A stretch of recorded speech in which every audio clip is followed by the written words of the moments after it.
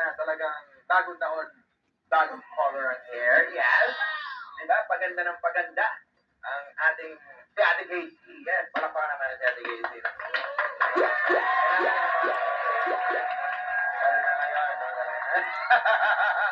Alright. Bago po kami magpapaalam tuluyan, hindi naman tuluyan, ng pansamantala, syempre, pasasalamatan mo natin ang ating mga sponsors. Salamat po sa Light Coffee, Light Choco, and Light Iced Tea. Kasi ating sponsors, no? Yes, okay. That's it for today. Always, sabay-sabay tayo. 1, 2, 3, go. Always remember, let go and let God be the driver of your life. This has been Road Trip with Fuel. See you again next week, y'all. God bless you. Peace. Bye.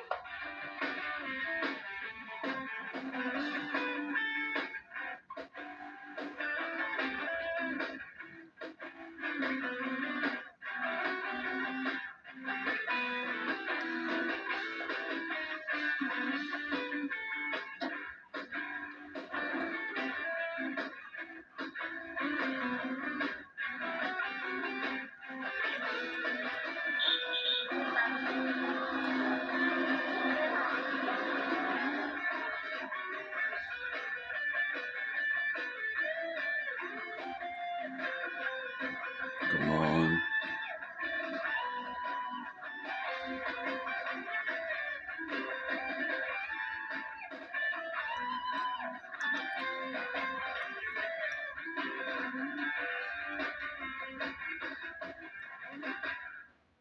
Ngayong buwan ng mga puso. Ta-da! Just one more, baby. Just one more. Mga pelikulang magkakaingat, magpapatawa, at magpapakilig. Ang hatid namin all day, every day, dito sa Christian Cinema. Dito lang sa Live TV. Pause muna and enjoy the day kasama ang mga programang magbibigay saya at dagdag kaalaman sa araw mo. Level up your life with smart finance tips sa Peaceabilities. Adventure awaits. Travel and explore sa I Love Pinas. Know the stories behind the music with John G. Marcelo. So this is my story. This is my song. Tikman ang kakaibang sarap ng Pilipinas sa Sarap Pinoy. Stay healthy, naturally and holistically with The Healthy Life. Good vibes all the way sa Jam. Positive music, positive you. Celebrate culture, food, and world class. Hashtag Pinoy. Glow inside and out with Organic TV.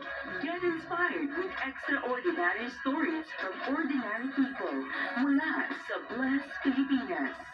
Step into the quiet space to praise and be filled with the spirit of worship to solemn sessions. Kaya tara, sabay-sabay nating sulitin ang bawat kwento, kanta at adventure dito sa Live TV.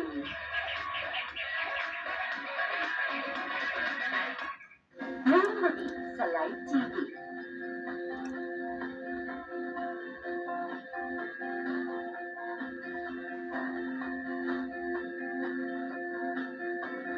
Dito lang yan sa Live TV. Up next, broaden every bit of level classics of Live TV.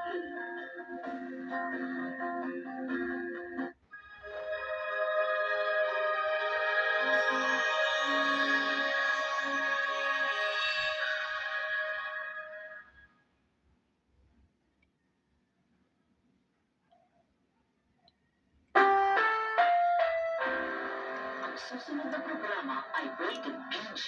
Ito ay nangangailangan ng patnubay at gabay ng magulang para sa mga batang manonood. Malalaman ninyong katotohanan, ang katotohanan ang magpapalaya sa inyo. I am not the healer. Jesus Christ living in me is the healer.